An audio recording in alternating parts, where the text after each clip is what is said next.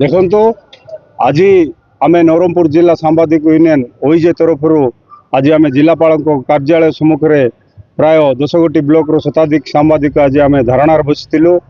ରାଜ୍ୟର ଆମର ଓଇଜେ ସଭାପତି ପ୍ରସନ୍ନ ମହାନ୍ତିଙ୍କର ଡାକରାରେ ଆଜି 30 ଗୋଟି ଜିଲ୍ଲାରେ ପ୍ରତ୍ୟେକ ଜିଲ୍ଲାପାଳ କାର୍ଯ୍ୟାଳୟ ଆଗରେ ସାମ୍ବାଦିକ ମାନେ ଧାରଣାରେ ବସିଛନ୍ତି।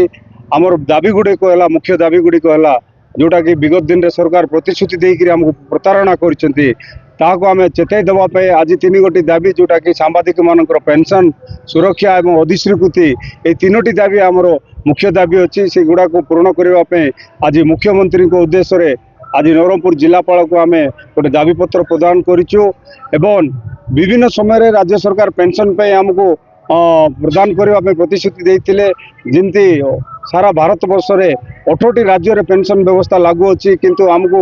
आज जाए ताहा पारने आमर पड़ोसी जिला पड़ोसी राज्य जोटा छत्तीसगढ़ सेठी सांबादिक सुरक्षा आईन सेठी